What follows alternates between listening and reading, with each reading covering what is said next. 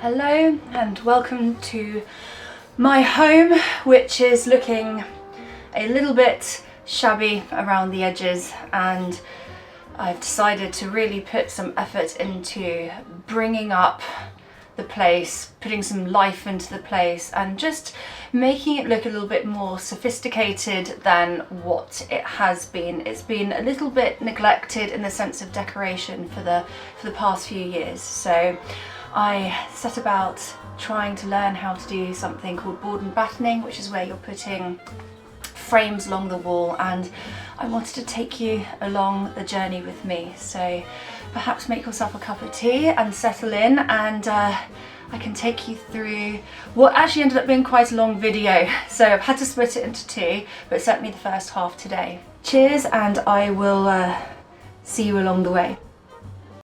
So before we kick things off, let me introduce you to Max. He is very noisy. This is Max.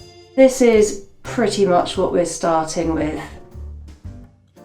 What we are working with is a very typical purpose-built 1970s house with a dreadful stairway, complete with the grubby hand marks of generations of children, with a carpet that I myself chose, and this very tacky chandelier light that I've actually grown quite a touch to. The hall landing is absolutely covered head to toe in painted wood, and also the windowsill with a screen that I stuck on there because it overlooks a brick wall. This is a bathroom cabinet that I picked up at a charity shop to cover the monstrosity that is living behind it. I'll show you that later, but first we have to get the paintings off the wall. Ugh. What? Dust.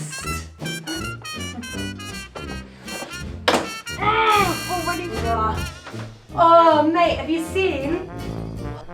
Oh, that is so gross. The dust! We will be bidding a fond farewell to a lot of these paintings because they will never see the light of day again. This foam duster has revolutionised though. Day one of this project was spent in relocating the spiders and taking out all the nails from the walls. I bought this at the charity shop, Rem. See, now that's going to fit perfectly, because what we are going to do is feature that so it almost looks like it's built into the wall. That is really truly quite disgusting, because all that falls off. It's so It turns out that half these wires are completely obsolete now, but every time I remove them or I change something, it kicks out the internet for days. So we're not dealing with that this time, not for this project. We've got our picture up for inspiration, and what we're going to try and do is figure out how to do this awkward bit of the wall first. We think we've got our head around this, don't we? Do you think so? Yeah, I reckon.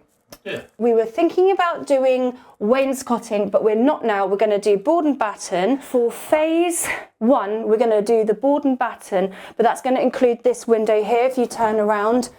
I'm thinking about bringing the windowsill back to plain wood. Yeah. I really like my sticky styrofoam. What was it? Sticky poly... What's it called? Film. A film. I like it because outside it's just a brick wall, but we were thinking about doing this as a bit of a feature wall. So phase one is just going to be doing the walls and painting and getting all the paneling up, and then phase two will be starting on the staircase. And I don't know if I'll do phase three of doing all like the different bits, like framing it and getting our... So the jury is out whether I might be a touch neurospicy. So here's me going off on 21 tangents about the things that I could do in the future rather than the project at hand. T-E-M-P-T-E-D,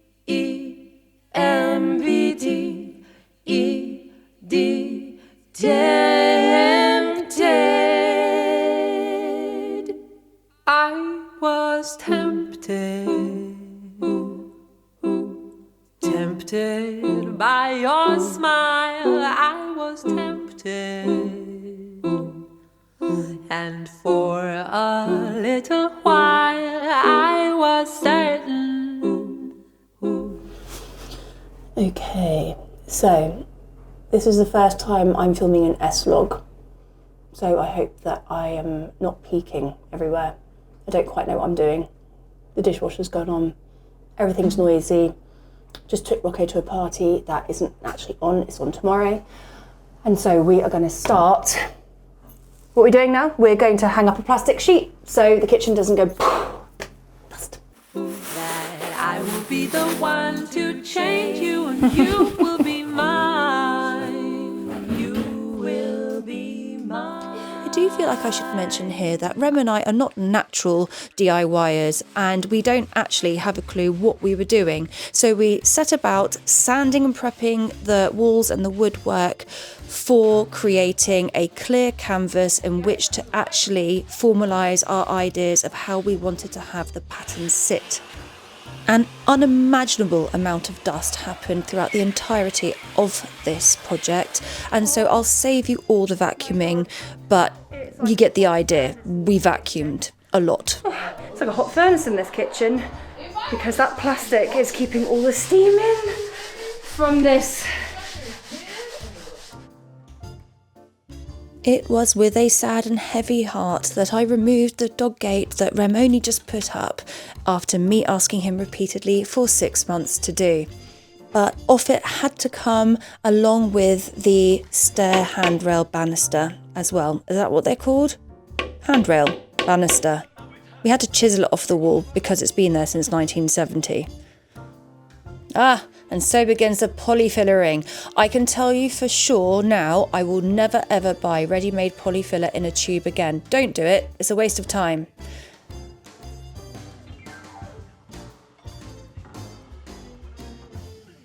I was really pleased with this little find. I found this unit at the charity shop for about £10, and I thought it would fit perfectly as part of the wall, and we could actually have it look like it was a fixture into the wall. These wires are going to remain looking like this. We're not even going to try and tidy them up because every single time I've done that, the internet kicks out for days. It was a little bit of a fiddle, but once we had got our head around it, we knocked out the back and took the shelf off. It fit really well around the existing cables, so we could essentially hide our problems and deal with them at a later date.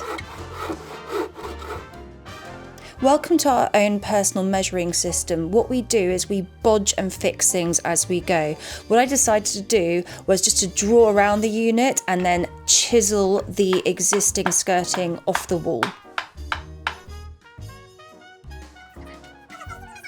We could then put it off no longer. We finally had to really start getting our heads around how we were going to actually style and measure out everything, which was surprisingly difficult given the amount of angles and wonky walls there were.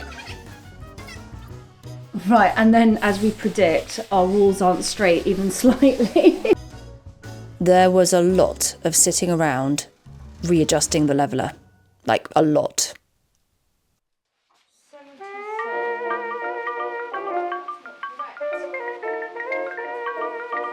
Our second method of measuring things was to take a photo of it and draw it out on the iPad. So everything we can draw over that, and then it's going to need a frame there, a frame there, frame up there, a frame across there, yes? Because I am from the future, I can assure you that we do actually finally work it out with some sense of actual brain cells working in our head. If you're planning a project like this, there are two things you will need, and I can promise you that. You are going to need a leveller and you are going to need a ladder.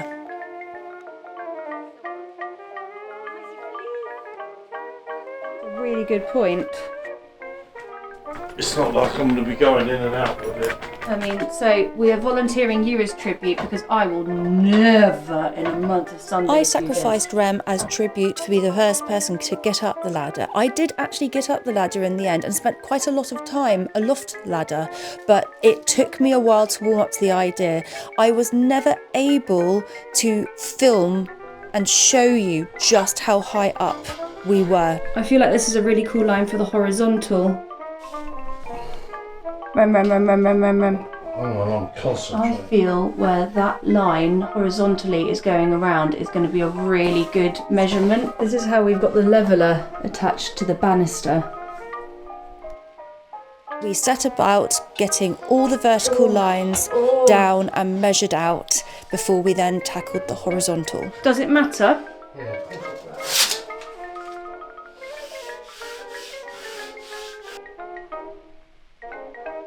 Oh, this is just harrowing.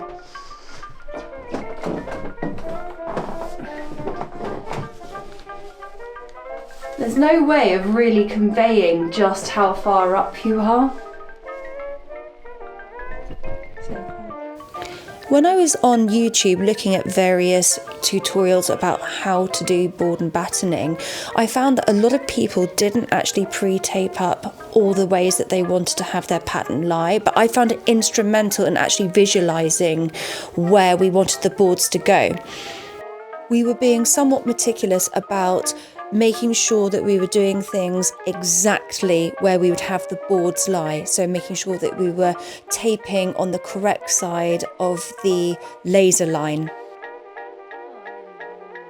Okay, so we finally got the last line, the horizontal line, and that took hours. Because it keeps on getting on the piss, even though it's a self-leveler. And that is the tripod at its maximum height. And with a pair of dark glasses on and a big ass Havana. Around like that, big Cuban. So the thing we're going to do now is we're going to try and measure everything up. I guess we just measure the lengths of everything. We think we're going to go for either 2 inches or an 2 inch. I think it should be 2 inch and inches. a half is not going to be thick enough. Yeah, we're going to do 2 inches for the board and batten width. So I guess what we need to do is just measure the lengths of everything, and then we go and get the pallets, and then we get Jusins to cut it up for us there. Okay. I love these. They smell revolting. And so off to Jusins we went. Trying to get everything in. Because we have no power tools in which to speak of, we actually had Jusins cut up all the wood for us. We're in! Took ages, like maths. This was quite the lifesaver, and they cut us quite a nifty deal. So it was here where we really made our first mistake. And when I say we, I mean me. I did it. I made the mistake. I massively mismeasured. And as we were bringing them in, we started to panic. Lined up. However, there's one thing about this. It's only half. So we've got to go back and get the other half. Yeah, so it turns out that what we had at home was more like a third of what we bought. That is the second lot. And we've already got so much left. So this is the trouble we've got. We've just come back from our second pickup of wood, and I think I have so massively overestimated how much we need. And so I now think that we're going to have enough to wainscot or board and batten the whole neighbourhood. Yeah.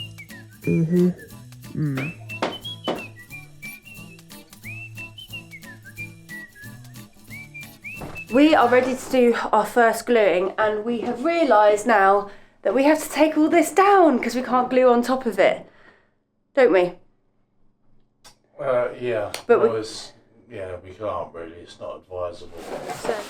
So this was a £165. Okay. So we're gonna make our first cut.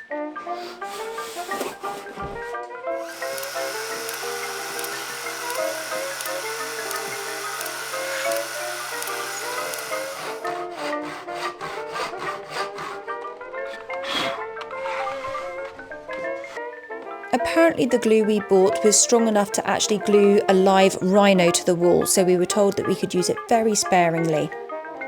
Here is the momentous event, which is us putting the very first batten on. And in no time at all, I was then sawing and gluing away like a trooper, knowing exactly what I was doing. Okay, so not knowing exactly what I was doing, but having a better idea. The glue is ultimately what is actually sticking it to the wall, and once it's on, it's not coming off, but we used nails just to make sure that it was completely fixed whilst it was drying. Oh, rainbows. Oh, rainbows. You can say it, I'm a brave lady. Look at that! Ooh. Oh. So,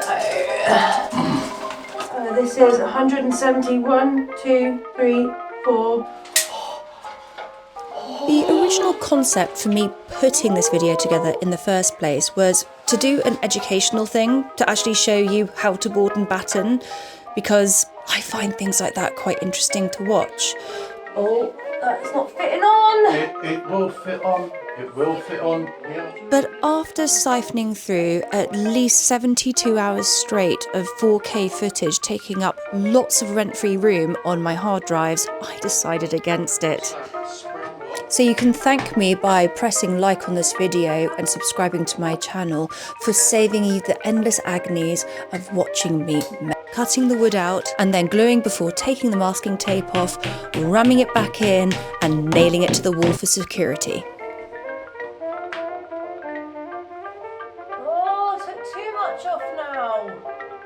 Countless mistakes were made, often by cutting a piece, forgetting which piece of the wall it needed to go into, and you would think they would be uniform, but they weren't because the walls were wonky, or we would cut a piece just slightly too short, or we would glue a piece of wood and forget where it needed to go. So it was trying This at is the the best one of I want. times. That's what I want. Okay. Tiller Batten. And let us please not mention how difficult it is to find a pencil every time you want one. So that would butt right into there. So you need a pencil to cut that. It's on.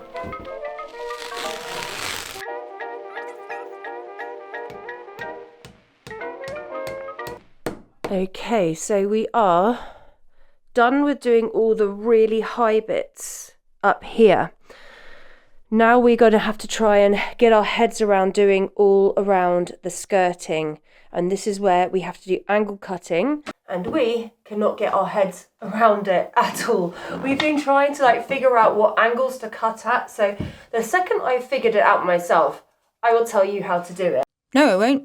Still to this day, I have no idea how we did it. But we are trying to figure out which, do we want to cut? We can't do it. It's basically it. We have no idea what we're doing. Okay, I'm back. So we need one of these. It's got a spirit level on it as well. I have no idea. I don't know. But we need one apparently. So that needs to fit. So that would go in. I'm pretty sure I figured it out. No, I hadn't. That would almost go. So in the end, I just gaffer taped it to the wall. I was tempted. So day, week, whatever, 576. We're going to try and get the main unit bracketed onto the wall. Yeah. The reason why we're taking this so slowly is because my husband works precisely 987 hours a week. And I actually can't do all this part on my own. Let it not go unmentioned that although Rem and I did this jointly, he was away for work a lot of the time. And because I'm holding the camera, it looks like he did a lot more. He didn't. Right, let's go. We just had to figure how to stick it to the wall without it budging. It took up a lot of brain cells. Legal. They're not throw stars illegal. Throw stars are illegal. Well, look, the first thing is it doesn't get it off the wall, and let's get the bracket. Why has that happened? I had it in there. Probably because of a cable. Put the dog down, it'll be a cable down that side. We were having the dickens of an issue of trying to get the whole unit to sit flush on the floor and against the wall, even though theoretically it should fit. And then we realised it already had brackets on it from the last owners. So we removed the brackets and then it fit beautifully. It is sitting better. We messed around with trying to fit new brackets on so it'd be more secure, but in the end, because it fit so snug, we just glued it on. Just glue it from here. Okay, well, let's go for it. I was super nervous about using glue. Like, I didn't really believe that this glue would be as strong as they say it is, but I'm telling you, if anybody wants to take this board and battening off or this unit off, they're going to have to replaster. This stuff is sturdy. I shouldn't really be using it like caulking. So we've just had a massive win. Can remember I was saying I had those offcuts? They fit perfectly on here. So we think we might have sorted out a solution. Nope, still hadn't. We just need Rem to figure out how to use the carpenter square. But let me show you. And that fits pretty nicely on top of there. Because what we're going to be doing is we're actually going to be filling all this in. So I don't think it matters that we're not making the edge be perfect. Maybe we should do that. Alright. We're figuring that so we don't just mess around with the little small strips, we're thinking about doing it this way. And then, so that will be flat along there. Yeah, I think so. And then that...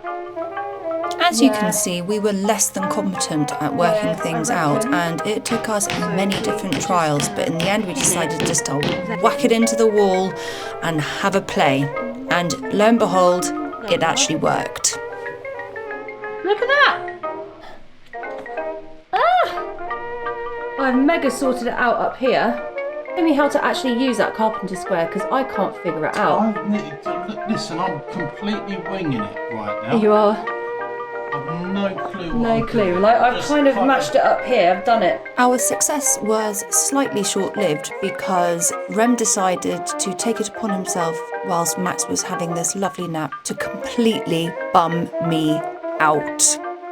So I've finally just worked out what you meant by the corners. Like, if you look in here, we've done the corners quite blocky, and actually very blocky. Like all of it. This here will all need sanding and filling. Okay. And into the corners there, we should be remembering that cut into the corner, you're cutting like that. So the two pieces They go just in slot in. nice and flush. I figured that we were doing okay. Well, He is such a bummer. Well, we can't undo it.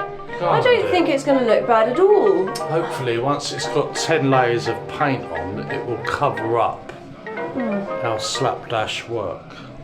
Rem has got me on a downer, but I think he's right. We weren't deliberately sloppy with the corners, but what we're realising we probably could have done that was going to save us quite a bit of work and less sanding later is to actually, you know, cut the corners so they fit in like that, so they're just a little bit neater. Mental health crisis.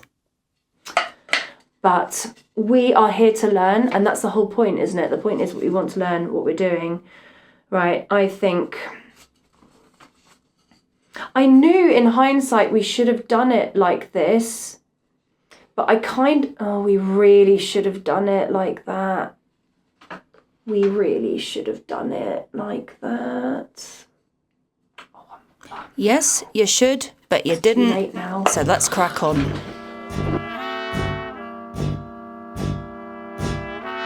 Brushing the failure off ourselves, we went into the next day with doing much the same of sawing, cutting, gluing, banging, stripping, wiping excess glue, listening to Peyton Paris sing Disney hits. And then we've just got an awkward bit to do.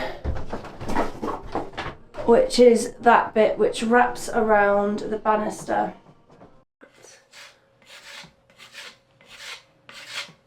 Under the supervision of a very itchy schnauzer, I then began to fill in all the joins with wood filler. It was so exciting because we could really see the project starting to come together.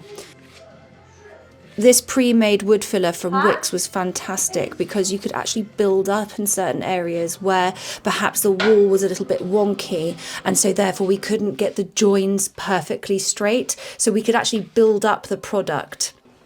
So I could almost sculpt with it. I even used it to fix the unit to the wall or have it appear that it was actually at one with the wall.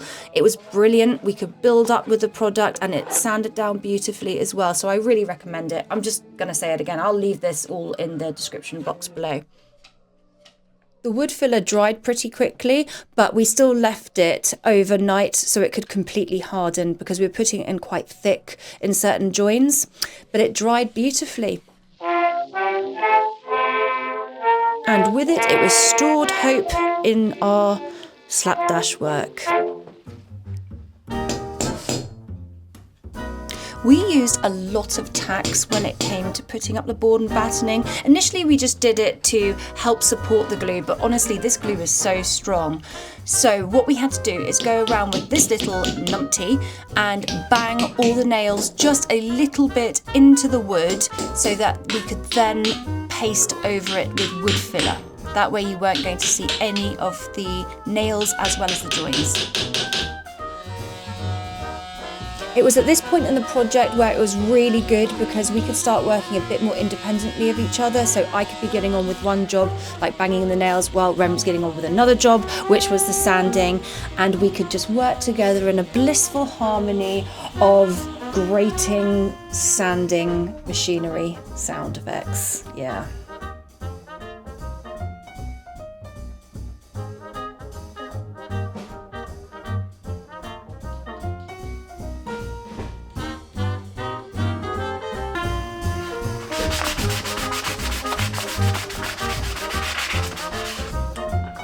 Can't do this to you.